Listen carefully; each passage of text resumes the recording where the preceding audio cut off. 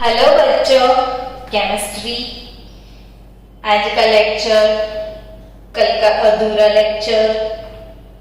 આપણે આના પહેલાના લેક્ચરમાં બેટરી ટોપિક સ્ટાર્ટ કર્યો હતો। થોડું રિવિઝન કરીને પાછા આપણા મૂડમાં પહોંચી જઈએ કે બેટરી બે પ્રકારની છે એવું ભણ્યા હતા ને। કયો બે પ્રકાર? પ્રાથમિક કોષ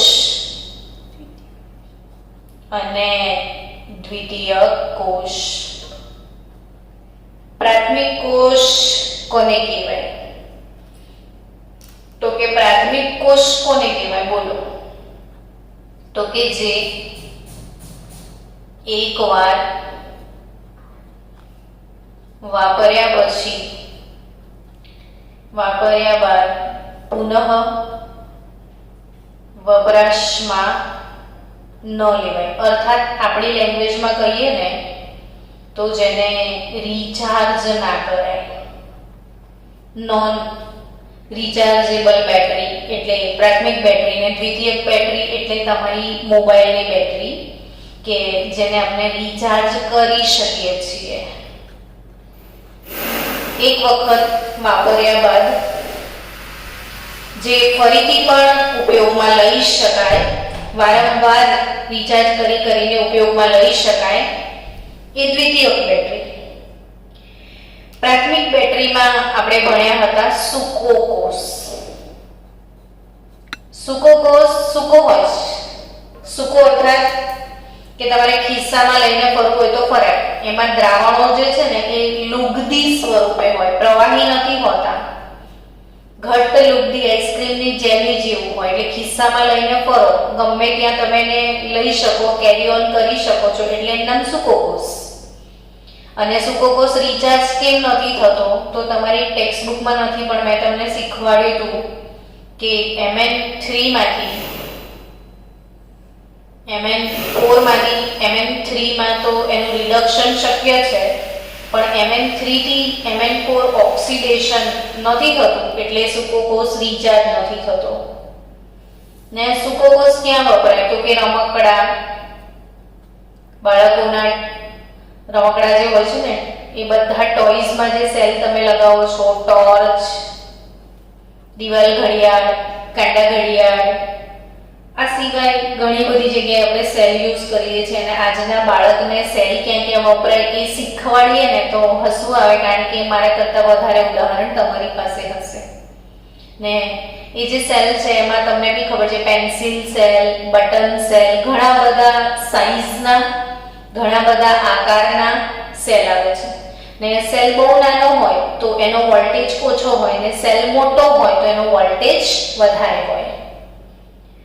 તમારે જાતે એક સરસ મજાનો વિડીયો બનાવવાનો, બધી જાતના સેલ ભેગા કરવાના। મોટો જાડો સેલ પણ આવે છે, ખબર છે ને એ સેલ, પછી નાનો પેન્સિલ સેલ, પછી પેન્સિલ સેલમાં બી જુદી જુદી સાઈઝના સેલ આવે, પછી બટન સેલમાં બી જુદી જુદી બધી સાઈઝના સેલ ભેગા કરવાના અને એક વિડીયો બનાવવાનો, જેથી તમે પણ એક્ટિવ બનશો, પ્રોજેક્ટ વર્ક થશે ને આપણે દરેક વસ્તુથી અવેર થઈએ, ગોખવું ના પડે। મોબાઈલની બેટરી જેને રિચાર્જ કરી શકાય, ને એ બેટરી એટલે દ્વિતીયક કોષ। અને દ્વિતીયક કોષમાં મેં તમને ભણાવ્યો તો લેડ સંગ્રાહક કોષ।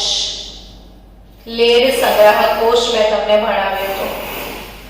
આ લેડ સંગ્રાહક કોષ એમાં તમને ફટાફટ રિવિઝન આપી દઉં કે એક કોષમાં દ્રાવણ હતું, એમાં બંને એનોડ અને કેથોડ લેડની પટ્ટી હતી, બટ કેથોડ લેડ ડાયોક્સાઇડનું પડ હતું। કેથોડમાં કાણા કાણા હતા એટલે છિદ્રાળુ કોચો સ્પંજ કે વાદળી જેવો હોય છે।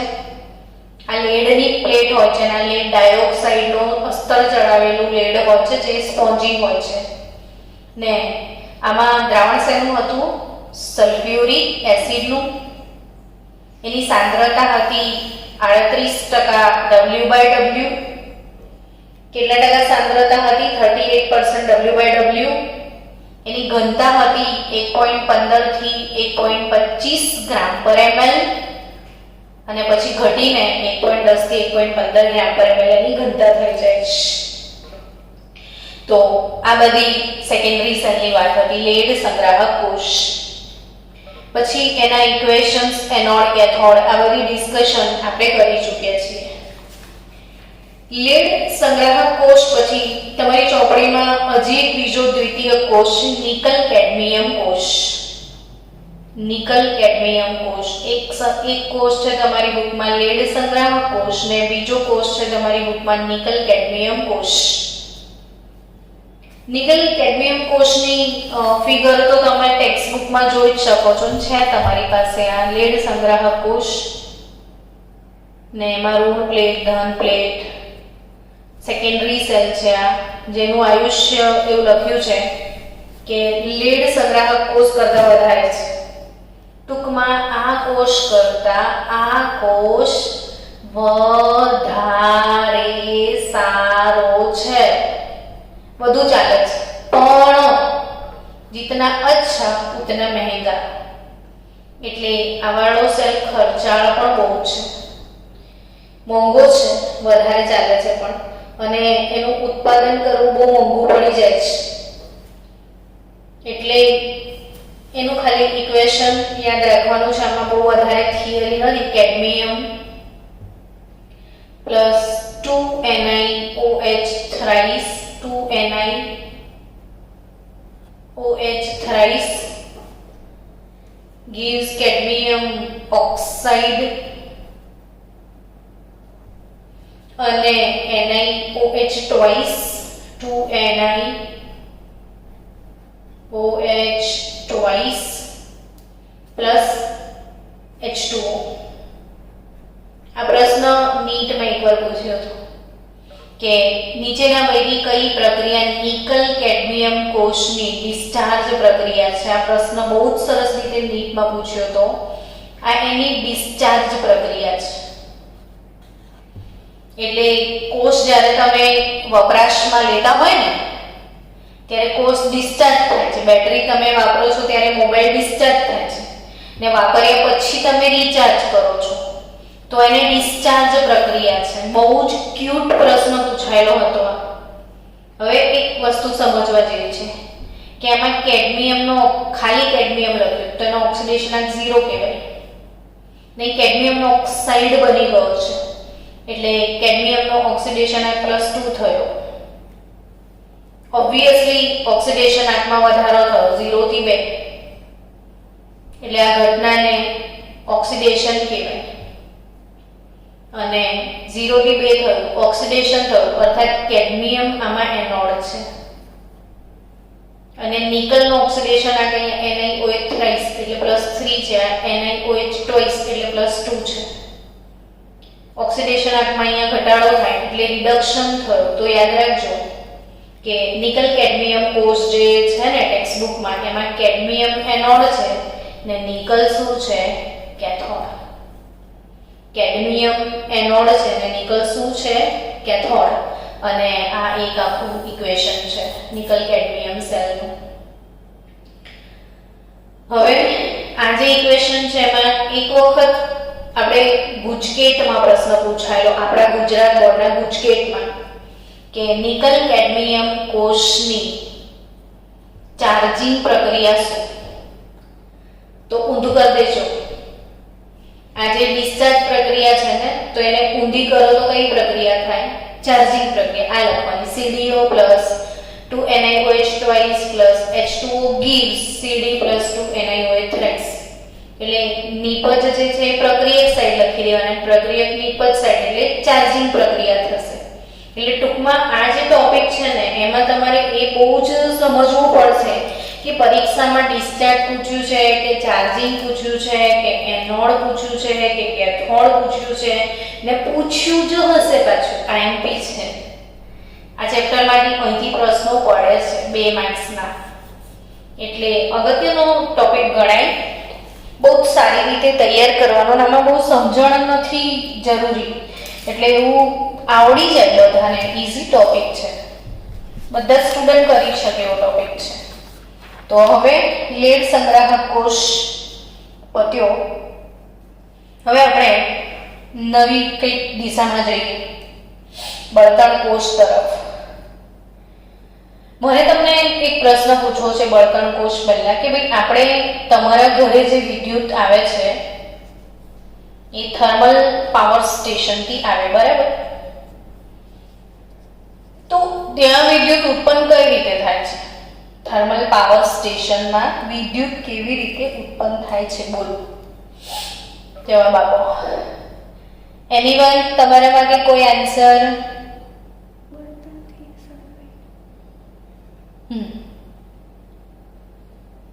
કોઈને ખબર છે થર્મલ પાવર સ્ટેશનમાં વિદ્યુત કઈ રીતે ઉત્પન્ન થાય? તો કે અહીંયા બધી જગ્યા પર ફિઝિક્સ વપરાશે.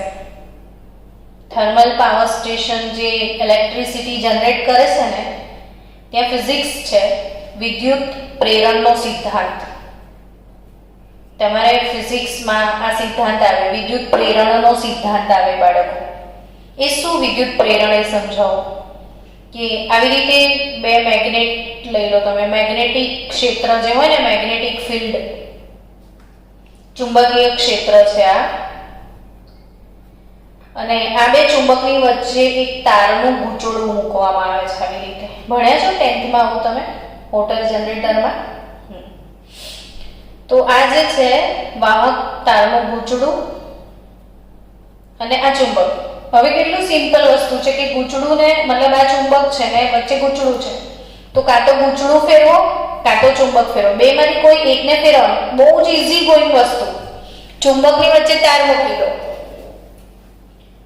તમારે ઘરે નાના બાળકની કોઈ રમકડું હોય ને તૂટી ગયું હોય તો એમાંથી મોટર કાઢી લેજો રમકડામાંથી, અને તમે દેખશો તો તમને આમ મળશે, તારના ગૂંચળાને આ રીતે બે ચુંબક મળશે. અવળું તોડવાનું પછી જોવાનું ને શું છે શીખવાનું. તો છોકરાઓ તો એન્જિનિયર તો જ બને ને. તો આ જે ચુંબક છે, ચુંબકીય ફિલ્ડ છે, આ ચુંબકીય ફિલ્ડમાં તારના ગૂંચળાને ગોળ ફરાવો, બેમાંથી કોઈ એકને ફરાવો તો વિદ્યુત ઉત્પન્ન થઈ જાય. હવે આ જ તમે સમજો કે આ જે આને છે આને ટર્બાઇન સાથે, આ જે ગૂંચળું છે એને ફરાવે છે આ લોકો, ને આ ગૂંચળાને ટર્બાઇન સાથે લગાડી દેવાનું. ટર્બાઇન એટલે શું કે આવું દાંતાવાળું ચક્ર, બીજું કંઈ નહીં. હવે થર્મલ પાવર સ્ટેશન વાળા શું કરે કે પાણી લે, પાણીને બહુ જ ગરમ કરે, એટલે કોલસો બી કેટલો બધો વાપરે, ભયંકર ટન બંધ કોલસો વપરાય. કેટલા ટન કોલસો વપરાય? 2000 ને હજારો ટન કોલસો રોજનો વાપરે. એટલે તમને બી ખબર છે કે કોલસો જમીનમાંથી મળે છે, ખનિજ કોલસો, અને ખનિજ કોલસો જ્યારે પૂરો થઈ જશે તો એ પુનઃ ઉત્પાદિત ઉર્જાનો સ્ત્રોત નથી, ફરીથી આનું ઉત્પાદન નહીં થાય. એવો બહુ જ બધો મોંઘો મહામૂલો કોલસો આ લોકો વાપરી નાખે. અને કેવી બુદ્ધિનું પ્રદર્શન કર્યું છે કે કોલસો વાપરો, પછી પાણીને ગરમ કરો, એટલે પાણીની શું બને? વરાળ. ને પછી વરાળ અહીંયા ફેંકવાની એટલે ટર્બાઇન ચાલે, ને ટર્બાઇન ચાલે એટલે ગૂંચળો ફરે, ને ગૂંચળો ફરે એટલે વિદ્યુત મળે. કેટલો સિમ્પલ કન્સેપ્ટ. ખાલી કશું જ નહીં કરે, ગૂંચળાને ફેરવવા માટે માણસને બેહાડી દો તો એને ચીચી પીપી લાગે ને, તો સિમ્પલ છે કે તમારે બ્રેક પડે ઇલેક્ટ્રિસિટી, કે માણસો અહીંયા ના ચાલે, ટર્બાઇનો જોઈએ. હવે આ તમને ખબર પવનચક્કીનો શું કન્સેપ્ટ? તો કે ટાવર છે ને ચક્કી લગાડો બહુ મોટી એમ, તો પવનના લીધે ચક્કી ફરે, ચક્કી ફરે તો ગૂંચળો ફરે, ને ગૂંચળો ફરે તો વિદ્યુત મળે. એટલે કંઈ પણ ટાર્ગેટ શું ફેરવવા માટેનું છે? આને ફેરવવાનું. પણ એક વસ્તુ જુઓ કે તમે પાણીની વરાળ ફેંકી તો વરાળની અંદર જેટલી ગરમી છે શું એ બધી ગરમી આને ફેરવવામાં તો નહીં વપરાય, ખાલી 30% જેટલી વપરાય. 70% હવામાં વેસ્ટ થઈ જાય. ઓ બાપા, કેટલી, એક તો પાણી લાવવું પડે દૂરથી, ગમે ત્યાંથી પાણી ભેગું કરો, પછી કોલસાથી પાણીની વરાળ બનાવો, એટલે પાણીનો પણ વ્યય, કોલસાનો પણ વ્યય, ને વરાળ 30% જ કામ આવે, 70% વરાળનો પણ વ્યય, ને 70% વરાળ હવામાં જાય તો હવા ગરમ થઈ જાય, એટલે ગ્લોબલ વોર્મિંગનો પ્રશ્ન ઉદ્ભવે. કયો પ્રશ્ન ઉદ્ભવે? Global warming. તો પણ આપણા થર્મલ પાવર સ્ટેશનમાં આવી બુદ્ધિનું પ્રદર્શન રોજ થાય. રોજ આપણે બધું વેસ્ટ કરીએ છીએ. તો આનો કોઈ સરળ ઉપાય નથી? તો છે ને. ફિઝિક્સ વાળાને શીખાયું કેમિસ્ટ્રી વાળાએ કે ભાઈ એકદમ શોર્ટકટ રસ્તો છે. અને ફોરેનમાં તમે જશો ને તો આ રીતે ઇલેક્ટ્રિસિટી જનરેટ નથી થતી. એ લોકો foreigners are believing chemistry, Indians are believing physics. Chemistry વાળાએ ઇલેક્ટ્રિસિટી જનરેટ કરવાનું એટલું સીધું સાદું સરળ શીખવ્યું. તમને હમણાં મજા આવશે જોશો કે આમાં પાણી લાવો, પછી કોલસો વાપરો, પછી વરાળ બનાવો, પછી ટર્બાઇન ચલાવો, 70% વરાળ બગાડો. એટલે બધી વસ્તુનો વ્યય. ને અવાજ કેટલો બધો આવે, કાનડા તમારા ફૂટી જાય કે અવાજમાં. તો આટલું બધું અવાજનું પ્રદૂષણ, ગ્લોબલ વોર્મિંગ, કોલસો વપરાય, પાણી બગડે, આ બધા પ્રદૂષણનો એક સોલ્યુશન કેમિસ્ટ્રી પાસે છે. આપણે એમને બળતણ કોષ આપ્યો છે. બળતણ કોષ. અને બળતણ કોષનો સિદ્ધાંત છે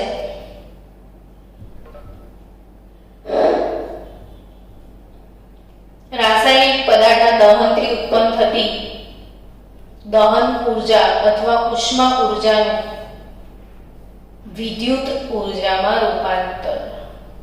બળતણ કોષનો સિદ્ધાંત યાદ રાખજો. ઉષ્મા ઉર્જાનું વિદ્યુત ઉર્જામાં રૂપાંતર. One step solution. तो कि बैटरी बनानी है, बहुत सिंपल. कुछ नहीं करने का है बैटरी में. एक एनोड डालने का है, कैथोड डालने का है. एक एनोड मूकी देवानो. एनोड फिर के करना है तो एनोड के बाद क्या होता है? कैथोड. चलो कैथोड. પછી શું કરવાનું? જો દરવાજા છે અહીંયા, સમજી લેજો ખુલ્લું છે, ખુલ્લું.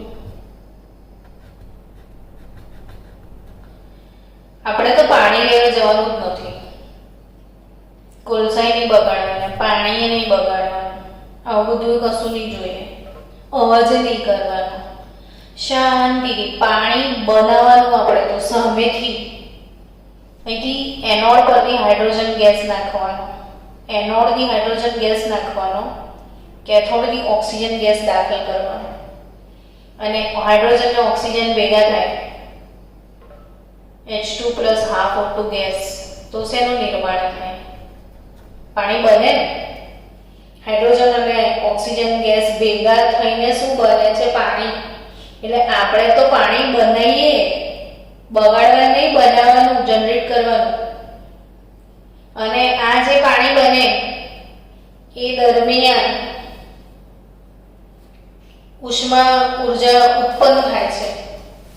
અને એ જે ઉષ્મા ઉર્જા ઉત્પન્ન થાય ને એનું જે રૂપાંતરણ સીધું જ વિદ્યુત ઉર્જામાં થાય. 1 મોલ પાણીના નિર્માણ વખતે જે ઉષ્મા ઉર્જા મુક્ત થાય એ ઉષ્મા ઉર્જાનું રૂપાંતર ડાયરેક્ટ વિદ્યુત ઉર્જામાં થાય. અને એ કેટલી ઉષ્મા ઉર્જા મુક્ત થાય મેં બુકમાં શાયદ નથી આપી, પણ H2 gas plus half O2 gas 1 mall H2O બને ત્યારે હાઇડ્રોજન ઓક્સિજનના દહનથી 500 ને આ 2 મોલ કિલોજૂલ એટલે 2 મોલ તમે હાઇડ્રોજનને 1 મોલ ઓક્સિજન લઈને 2 મોલ પાણી બનાવો ને તો 571 કિલોજૂલ પર મોલ ઉર્જા ઉત્પન્ન થાય. તો 1 મોલની કેટલી? તો 571 ડિવાઇડેડ બાય 2 કરી દેવાની. 571 કિલોજૂલ પર મોલ. ને પર મોલ 571/2 કરો તો 1 મોલ પાણીના દહનથી મળતી ઉષ્મા મળશે તમને. તો ફાયદો શું થયો કે આ હાઇડ્રોજન અહીંયાથી હાઇડ્રોજન નાખો, અહીંથી ઓક્સિજન નાખો, સીધું પાણી બનશે. અને જે 571 કિલો જૂલ પર મોલ દહનના કારણે જે ઉષ્મા ઉર્જા ઉત્પન્ન થઈને ડાયરેક્ટ વિદ્યુત ઉર્જામાં રૂપાંતર થઈ જાય. કોઈ અવાજ નહીં, સેલ ચાલતો હોય તો ખબર ના પડે, કોઈ જ પાણીનો વ્યય નહીં, ઉલટાનું પાણી બને. અને તમને કહું, પાણી જે અમેરિકાના સાયન્ટિસ્ટ હતા ને બધા, એ લોકો અવકાશમાં જાય ને સ્પેસમાં, તો સ્પેસ શટલ એપોલો યાન લઈને એ લોકો સ્પેસમાં ગયા હતા, એપોલો યાન. અને જ્યારે એ લોકો એપોલો યાન લઈને સ્પેસમાં ગયા હતા ને, તો એ લોકોએ એમના જે સ્પેસ ક્રાફ્ટની અંદર બધી જગ્યા પર વિદ્યુત ઉર્જા માટે આ બળતણ કોષ વાપરેલો. હવે તમે અવકાશમાં જાઓ તો ત્યાં તો પાણીની કેટલી અછત પડે, તો આ જેટલા બી સેલ ચાલતા હતા એ એરક્રાફ્ટમાં, એ જેટલા સેલમાંથી પાણી બનીને મળતું હતું, એ પાણીને એ લોકોએ સીધું ઠંડુ પાડીને કુલરમાં નાખીને પીવા માટે વાપર્યું હતું. એટલે એમની રૂટીન લાઈફ માટે ને પીવા માટે એમણે અહીંથી બનેલા પાણીનો ઉપયોગ પણ કર્યો. એટલે કેટલો ફાયદો, અવાજ નહીં, કંઈ નહીં, વન સ્ટેપમાં વિદ્યુત ઉર્જા મળે. ના કોલસો બાળવાનો, ના ટર્બાઇન ચલાવવાનું, ના ગ્લોબલ વોર્મિંગ કરવાનું, ના અવાજ સહન કરવાનો, ને કેપેસિટી 30% છે. આની ક્ષમતા 85% જેટલી હોય છે. બહુ ઊંચી વિદ્યુત ઉર્જા મળે. એટલે તમે ફોરેનમાં જશો ને તો ફોરેનર ઓલમોસ્ટ બધી જગ્યા પર આ કોષ વાપરે છે, બળતણ કોષ વાપરે એ લોકો. અથવા યુરોપમાં તમે જશો તો જ્યાં જ્યાં જગ્યાએ બહુ જ સારો પવન આવે છે ને, ત્યાં પવનચક્કીઓ તમને જોવા મળશે. બહુ બધી પવનચક્કીઓ, હાઇડ્રોલિક પાવર પ્લાન્ટ, ને સાથે સાથે એ લોકો પાસે આ બળતણ કોષ બધી જગ્યા પર રિપ્લેસ થઈ ગયા છે. ખબર નહીં ઇન્ડિયામાં ક્યારે થશે. ને ઇન્ડિયામાં બી બળતણ કોષ થઈ જાય તો મજા આવી જાય. ને હવે તો વિચારો છોકરાઓ, એ લોકોએ તો વેહિકલમાં પણ પેટ્રોલને બદલે ફ્યુલ સેલ નાખ્યા છે. તમે તમારી રિક્ષા કે સ્કૂટી કે બાઇકમાં પેટ્રોલ ભરાવો તો પેટ્રોલનું દહન થાય, તો ભૂંગળીથી કેટલા બધા ગંદા ગંદા પ્રદૂષિત વાયુઓ હવામાં જાય છે, તો હવાનું બી પ્રદૂષણ થાય ને. પણ એના ઓપ્શનમાં જો આ ફ્યુઅલ સેલ હોય ને તમારી કાર કે બાઇક કે પછી કોઈ પણ ઓટોમોબાઈલમાં, તો જે પાછળ ભૂંગળી છે ને, સાયલેન્સર તમે કહો છો, એમાંથી આવા પ્રદૂષિત ગેસ ના નીકળે કોઈ દિવસ. એમાંથી શું નીકળે? પાણીની વરાળ. અને પછી ત્યાં તમે કઈ બોટલ લટકાઈ રાખો તો કામમાં આવે પાણી તમને. એટલે આના જબરજસ્ત ફાયદા છે આ બળતણ કોષના. અને જે દિવસે બળતણ કોષનો 100% યુઝ આપણે કરતા થઈ જઈશું ને છોકરાઓ, એ દિવસે ઘણા બધા પ્રશ્નો સોલ્વ થઈ જશે. જ્યારે પેટ્રોલ નહીં હોય, ખૂટી જશે, ત્યારે આપણે કમ્પલસરી આપણા ઓટોમોબાઈલમાં, ને કદાચ નરેન્દ્ર મોદીએ બહુ જ મોટો એક પ્રોજેક્ટ સોલાર એનર્જી પર ફોરેનમાં સાઇન કર્યો છે. ટૂંક સમયમાં ફોરેનર લોકો સોલાર એનર્જીનો બહુ જ ઉપયોગ કરે છે, જે આપણે નથી કરતા. તો in a very short period ઇન્ડિયામાં પણ સોલાર એનર્જીથી વર્કઆઉટ કરતા બધા ઓટોમોબાઈલ આવી જશે. એટલે તમને લોકોને ફાયદો થશે. ને આ બળતણ કોષ પણ આપણે ઇન્ડિયામાં આવી જાય, બધી જગ્યા પર રિપ્લેસ થઈ જાય તો બહુ જ બેનિફિશિયલ છે. અને બળતણ કોષની સૌપ્રથમ જે શરૂઆત અથવા રજૂઆત કોણે કરી હતી? વૈજ્ઞાનિક બેકને કરી હતી. બળતણ કોષની શોધ કોણે કરી હતી? બેકને કરી હતી. અને એવો જ બીજો કોષ છે હાઇડ્રોજન બળતણ કોષ. મેં જે તમને હમણાં બતાવ્યું ને કે એક બાજુથી હાઇડ્રોજન નાખવાનું ને એક બાજુથી શું? ઓક્સિજન. પણ અહીંયા તમે કોઈ બળતણ કોષનું નામ બળતણ કોષ કેટલે પડ્યું કે કોઈ બી બળતણ નંખાય. બળતણ તરીકે તમે મિથેન વાયુ પણ વાપરી શકો છો, ઇથેન વાયુ વાપરી શકો છો, પેન્ટેન વાપરી શકો છો. બળતણ કોષમાં બળતણ તરીકે કોઈ પણ બળતણ વપરાય. પણ જો તમે મેં હમણાં બતાવ્યો તો એમાં હાઇડ્રોજન ઓક્સિજન લીધું હતું, તો એને કયો કોષ કહેવાય? હાઇડ્રોજન બળતણ કોષ કહેવાય. ને આ હાઇડ્રોજન બળતણ કોષમાં જે આપણે એનોડ કેથોડ હતા ને, એ કાર્બનના હતા. ને એના સમીકરણો તમારી ટેક્સ્ટબુકમાં હશે. Equations, cathode equation, anode equation, hydrogen બળતણ કોષમાં એનોડ અને કેથોડ ઇક્વેશન, બધા જ ઇક્વેશન મોડે કરવા પડશે. તો કેથોડથી આપણે ઓક્સિજન ગેસ નાખ્યો હતો અને એનોડથી આપણે હાઇડ્રોજન ગેસ પાસ કર્યો હતો. કેથોડ ઓક્સિજન ગેસ પાણી સાથે પ્રક્રિયા કરશે. કેથોડ પર હંમેશા રિડક્શન પ્રક્રિયા થશે એટલે ઇલેક્ટ્રોન મેળવાશે. તો O2 + 2 H2O + 2 ઇલેક્ટ્રોન, તમને ખબર છે 4H પ્લસ માઇનસ છે ને, ચાર ઇલેક્ટ્રોન વપરાશે એટલે -4. તો આ બાજુ પણ -4 ચાર્જ બેલેન્સ થવું જોઈએ એટલે -4 OH માઇનસ આવશે. અને એનોડ પર hydrogen gas 2 mall, 4 mall OH minus,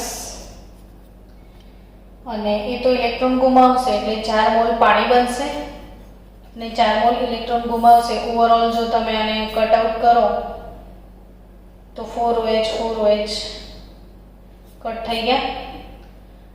4H2 એટલે 2H2 એટલે ultimately O2 2H2 gives 2H2. કોષ પ્રક્રિયામાં પાણી બને, બીજું કંઈ ના બને. અને સાથે સાથે તમને વિદ્યુત મળી જાય. એના ફાયદા મેં કીધા ને, એના અવાજ આવે, કેપેસિટી 85% ના, ગ્લોબલ વોર્મિંગ થાય ને, કશું પણ નહીં ને આપણને બહુ બધા બેનિફિટ થાય. તો એ છે આપણો હાઇડ્રોજન બળતણ કોષ. અને હવે એક જ ટોપિક ટેક્સ્ટબુકમાં બચ્યો છે છેલ્લો, ક્ષારણ. તો ક્ષારણ આપણે કાલે ખેંચીએ, આજે નથી ખેંચવો. તો આવતીકાલે શું ભણીશું? ક્ષારણ. હેલો સ્ટુડન્ટ્સ, હવે આજે આપણે ચોપડીનો છેલ્લો ટોપિક, પ્રકરણ નંબર 3 ફાઇનલી આ ટોપિક પતશે એટલે ફિલિંગ આવશે હાશ ચેપ્ટર 3 પૂરું, હવે કયું ચેપ્ટર ભણાવશો, હે ને? એવી ફિલિંગ ચાલુ થઈ જશે. કયું ભણાવીશું વિચારીશું, પણ ફિલહાલ આજે છેલ્લો ટોપિક તો બતાવી દઈએ. ક્ષારણ. શું નામ છે ટોપિકનું? ક્ષારણ. તો આ ક્ષારણ એટલે શું? તો તમને ખબર છે કે કોઈ પણ ધાતુ છે એ ધાતુની સપાટી પર કાટ લાગવાની પ્રક્રિયા, એને શું કહેવાય? ક્ષારણ. એટલે ઓબ્વિયસલી એ કોઈ ધાતુ નહીં હોય કે જેની સપાટી પર કાટ નહીં લાગતો હોય. જેમ કે સોનાને લાગે ક્યાંથી કાટ, તો સોનું, પ્લેટિનમ, આને કાટ નથી લાગતો કેમ કે એ નિષ્ક્રિય ધાતુઓ છે. પણ એ સિવાયની ધાતુઓ પર તો કાટ લાગે જ. અને આખી દુનિયાને સૌથી વધારે હેરાન કરતું ક્ષારણ હોય ને તો લોખંડનું. દરેક ઘરમાં ઢગલો લોખંડ વપરાય. આપણા બધાના ઘર બને ને તો લોખંડ બહુ જ વપરાય. બધાના ઘરમાં લોખંડની જાળી હોય, બારી બારણા બધું જ લોખંડી બને. તમે જે ઓટોમોબાઈલ ચલાવો, કાર છે, સ્કૂટર છે, એ બધા ઓટોમોબાઈલમાં પણ મેટલ વપરાય, ધાતુ વપરાય. કઈ પણ વસ્તુ ચલો તમે એવું ઇમેજિન કરો કે એવી કઈ વસ્તુ છે જેમાં ધાતુ નથી, તો તમારી પાસે કદાચ જ જવાબ હશે. એવું ના કહેતા પ્લાસ્ટિકની ડોલ, પણ પ્લાસ્ટિકની ડોલમાં હેન્ડલ માટે ક્યાંક તો હોય છે ધાતુ. એટલે અલ્ટિમેટલી બધી જગ્યા પર આ ધાતુ આપણે વાપરીએ છીએ. તો પછી પ્રોબ્લેમ શું છે? તો કે ધાતુનું ક્ષારણ થઈ જાય છે, એ પ્રોબ્લેમ છે. હમણાં જ નવેલું ઘર બનાવ્યું છે, કરોડો રૂપિયાના ખર્ચા કરીને પોતાની સપનાની એક હવેલી બનાવી છે, અને 2 વર્ષ પછી જોશો તો બધી જાળીઓ કટાઈ ગઈ હશે. અને તમે એને બચાવવા માટે રેડ ઓક્સાઇડ લગાવો, રંગ લગાવો, કેટલું બધું કરો, તો બી કોઈ ખૂણેથી તો કાટ ચાલુ થાય ને બધું જ કટાઈ જાય. તમે નવી મસ્ત એક્ટિવા લાયા હશો, પણ 5 વર્ષ પછી જોજો એના પર એસેસરીઝ લગાવી હશે ને તમે, બધી કટાઈ જ ગઈ હશે. તો એ કટાઈ ગઈ તો શું થયું? તો કે નુકસાન થયું, તમારી વસ્તુ બગડી ગઈ. અબજો રૂપિયાના ખર્ચે સ્ટીમર બનાવીએ આપણે, બરાબર? કેટલા બધા અબજો રૂપિયા ખર્ચાય ત્યારે ક્રૂઝ યા તો સ્ટીમર બને. અને આ સ્ટીમરને રહેવાનું ક્યાં? પાણીમાં. અને સ્ટીમરની જે બોટમ હોય એ લોખંડની હોય મોટા ભાગે. તો વિચારો કે આ કરોડો રૂપિયાના ખર્ચે બનાવેલી સ્ટીમર 2 જ વર્ષ થાય ને તો એ કમાઈ ના ને એટલું તો કાટમાં જતી રહે આખી. એને કમ્પલસરી આમાંથી જ બનાવવી પડે. તો વિચારો કે કેટલા અબજો રૂપિયાનું નુકસાન થાય છે. એટલે ક્ષારણ દુનિયાને અત્યારે નડતી સૌથી મોટામાં મોટી ઘટના છે, જેના લીધે બહુ રૂપિયાનો ધુમાડો થઈ જાય છે. એટલે હવે તમને પ્રશ્ન થાય કે ક્ષારણ કેમ થાય છે લોખંડનું? તો તમે કઈ સોનાની વાત સમજો, આ સળિયો છે, તમે આમ ઘસો તો તમને હાથમાં કઈ બી નહીં થાય, લીસું છે. પણ આજે ટ્રાય કરજો, લોખંડની જાળી હોય તો એને આમ ઘસી કરજો, હાથ ઘસાઈ જશે. કેમ? તો કે લોખંડનો જે સળિયો છે ને એ આવો ખાડા ટેકરા વાળો હોય છે, ખરબચડો હોય છે.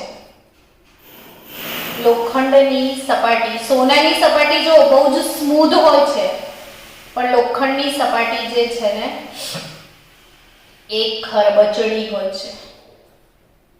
તો કે ખરબચડીને ક્ષારણને શું લેવા જાય? હમણાં ગપ્પા કેમ મારો છો? તો કે સમજાવું તમને. આપણે વિદ્યુત રાસાયણિક કોર્સ ભણેલા ત્યારે 2 પાત્ર અલગ અલગ ભણ્યા હતા. એનોડ અને કેથોડ એકબીજાથી દૂર રાખ્યા હતા, એક જ ડબલામાં 2 નતા મૂક્યા. તો અહીંયા લોખંડની સપાટી પર ખરબચડું હોવાના કારણે, ખાડા ટેકરાના હોવાના કારણે જે ખાડાવાળો ભાગ છે ને એ એનોડ બની જાય ને આ વાળો ભાગ શું બની જશે? કેથોડ. ને ખાડો હોવાના કારણે એનોડ કેથોડ છૂટા થઈ જાય છે અને છૂટા થવાના કારણે લોખંડની સપાટી પર અઢળક ગેલ્વેનિક કોષ રચાઈ જશે. બહુ જ કોષ જેટલા ખાડા એટલા કોષ.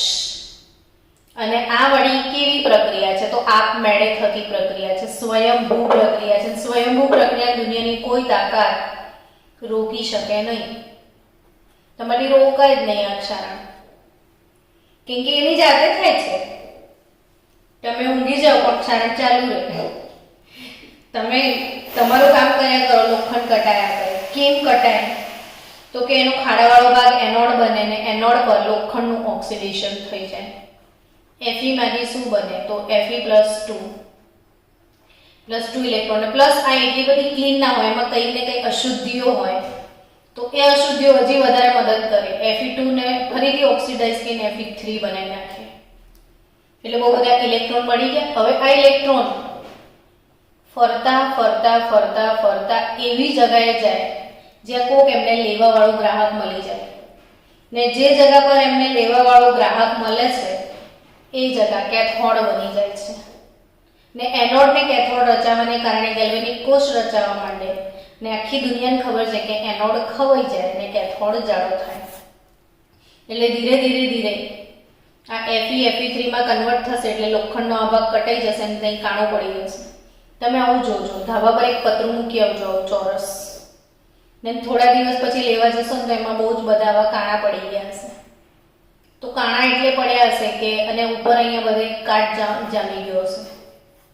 તો જેટલા કાણા એટલા એનોડ, એવું સમજવાનું. જ્યાં કાણું પડ્યું ને ત્યાં એનોડ બને. હવે એનોડ જે ઇલેક્ટ્રોન ગુમાવે છે, એનોડ શું કરે છે? ઇલેક્ટ્રોન ગુમાવે છે. Fe2 બની ગયો. તો આ એનોડિક પ્રક્રિયાઓ થઈ, ક્ષારકની એનોડિક પ્રક્રિયાઓ થઈ. તો હવે ક્ષારણની કેથોડ પ્રક્રિયાઓ થશે. તો કેથોડ પ્રક્રિયા જે ક્ષારણની છે એ 2 રીતે થશે. 2 રીત કઈ? તો કે H+ ની હાજરીમાં, તમે લખજો આવી રીતે છૂટું પાડીને, H+ ની હાજરીમાં પણ થાય ક્ષારણને, H+ ની ગેરહાજરીમાં બી થાય. એટલે ફરી પ્રશ્ન આવે, H+ કઈથી આવ્યો અહીંયા લોખંડ પર? તો કે લોખંડ પર H+ ના હોય, બટ લોખંડની આજુબાજુ તમારી જાળી હવામાં ખુલ્લી હશે ને, તો હવામાં જે H+ હશે ને એ હવામાં ક્યાંથી આવ્યો? તો કે આ જ એક ઇમ્પોર્ટન્ટ વાત છે, ખાસ યાદ રાખજો. હવામાં એક વાયુ છે કાર્બન ડાયોક્સાઇડ. હવામાં બીજી એક વસ્તુ છે ભેજ, અને ભેજમાં CO2 ઓગળે, ને ભેજમાં CO2 ઓગળીને H2CO3, ભેજ એટલે H2O, કાર્બન ડાયોક્સાઇડ એટલે CO2, ને કયો એસિડ બને? Carbonic acid. Carbonic acid. બહુ ગજબની વાત છે આ કન્સેપ્ટ, બહુ જ જરૂરી છે સમજજો કે હવામાં કેથોડ H+ ની હાજરીમાં કઈ રીતે H+ હવામાં કઈથી આવે. હવામાં તો અમે એવું સાંભળ્યું છે કે ઓક્સિજન ગેસ હોય, નાઇટ્રોજન ગેસ હોય, CO2 ગેસ, H+ હોય એવું નહીં સાંભળ્યું. તો સંભળાવું તમને કે હવામાં H+ ક્યાંથી આવે. તો કે હવામાં કાર્બન ડાયોક્સાઇડ વાયુ હવામાંના ભેજમાં ઓગળીને કાર્બોનિક એસિડ બનાવે. પાછો આ કાર્બોનિક એસિડ હવામાં ડિસોસિએટ થાય, 2H+ CO3 - 2 માં છૂટો પડી જાય, ને પાછો જે છૂટો પડ્યો, ડિસોસિએટ થયો, આ છૂટો પડી ગયો 2H+ ને કાર્બોનિક, આ 2H+ ની હાજરીમાં કેથોડ બને. કેમ આપણે તો ઓલરેડી મીટિંગ એન્ડ કરીને ચાલુ નથી કરી. ચલો, કેથોડ પર H+ ની હાજરી છે.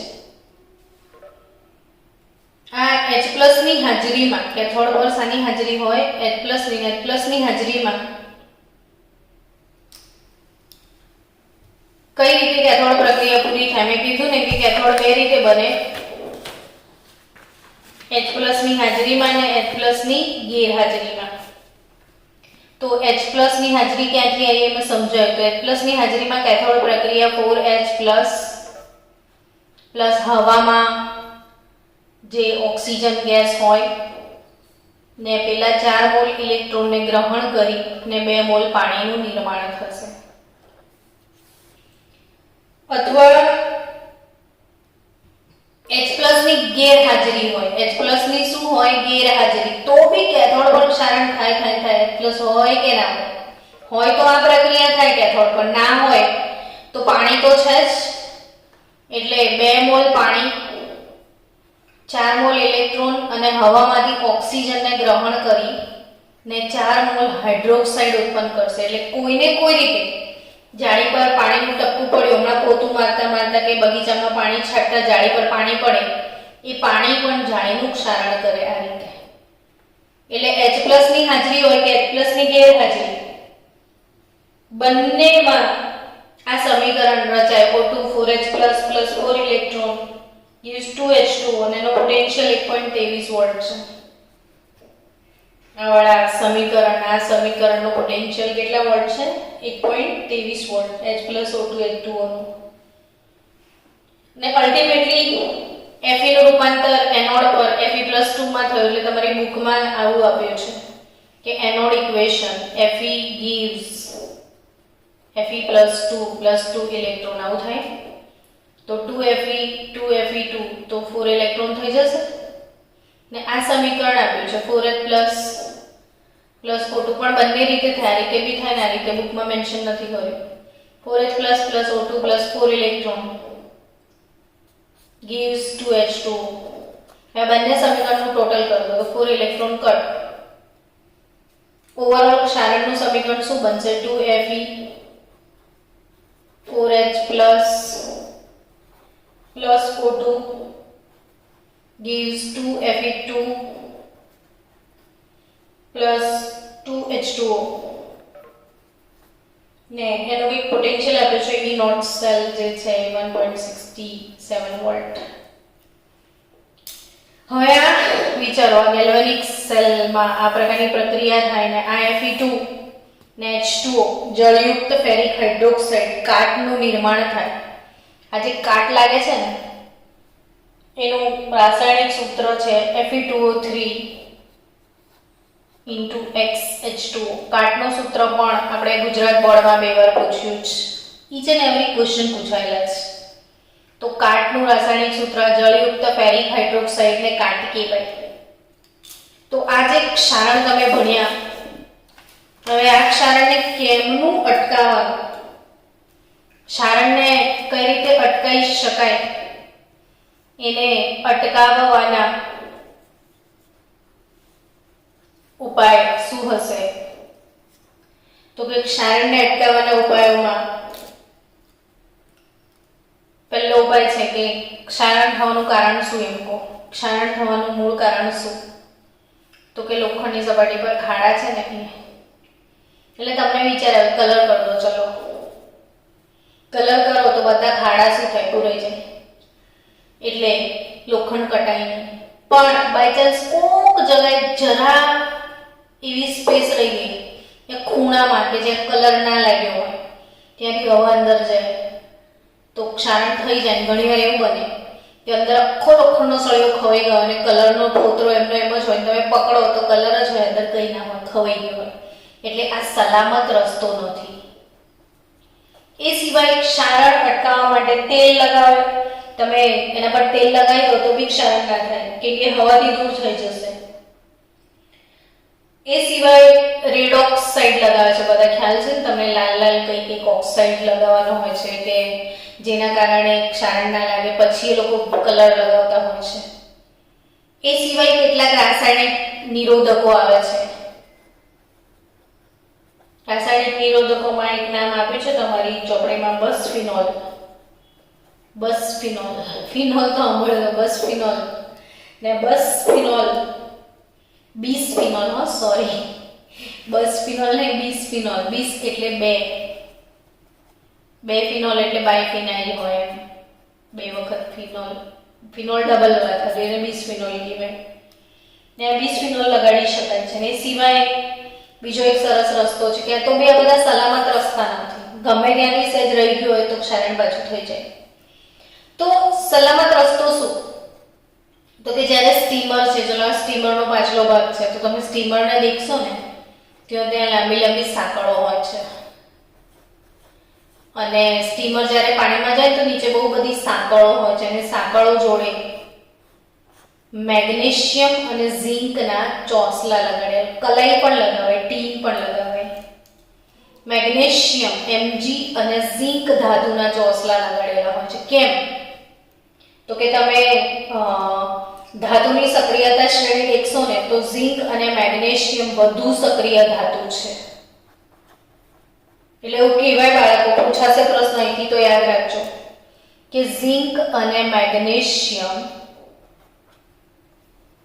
નો ઓક્સિડેશન પોટેન્શિયલ, ઝિંક અને મેગ્નેશિયમ નો ઓક્સિડેશન પોટેન્શિયલ Fe કરતા વધુ છે.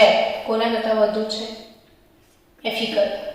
એટલે એ સંજોગોમાં ઝિંક એનોડ બને છે, મેગ્નેશિયમ હોય તો એ પણ એનોડ બને છે અને લોખંડ શું બની જાય છે? કેથોડ. તમને એ બી ખવાઈ કોણ જાય? એનોડ. બચી કોણ જાય? કેથોડ. એટલે જ્યારે સ્ટીમર પાણીમાં જાય તો આવી રીતે ઝિંક મેગ્નેશિયમના ચોસલા લગાવો તો સેલ તો રચાય પણ આ લોકો એનોડ બને. એટલે થોડા દિવસ સ્ટીમર પાણીમાં ફરીને આવે ને તો તમે દેખો તો આ ચોસલા ગાયબ જ હોય જ ના. એટલે આ લોકોએ લોખંડને બચાવવા જીવ આપી દીધો, લોખંડને બચાવવા પોતાનું બલિદાન આપ્યું. કોનું બલિદાન? પોતાની જાતનું બલિદાન આપ્યું. કોણે? ઝિંક અને મેગ્નેશિયમે. એટલે ઝિંક અને મેગ્નેશિયમને બલિદાન એનોડ કહેવાય, બલિદાન આપનાર એનોડ. સેક્રિફિશિયલ એનોડ. સેક્રિફિશિયલ, બીજા માટે સેક્રિફાઈસ કરે. એટલે લોખંડની પ્લેટો પડી ગઈ હોય ને તો આવી રીતે લોખંડની પ્લેટો વચ્ચે એક ઝિંકનો ટુકડો મૂકી દેવાનો. જ્યારે બહુ બધી પ્લેટોને સંઘરવામાં આવે તો એનાથી ઝિંક મરી જશે, લોખંડ બચી જશે. તો આ ખાસ યાદ રાખજો કે ઝિંક અને મેગ્નેશિયમનું ઓક્સિડેશન પોટેન્શિયલ લોખંડ કરતાં વધુ છે. એટલે આ બંને એનોડ બનશે, લોખંડ કેથોડ બનશે ને એનું ક્ષારણ અટકી જશે. તો આપણે અહીંયા એન્ડ કરીએ છીએ.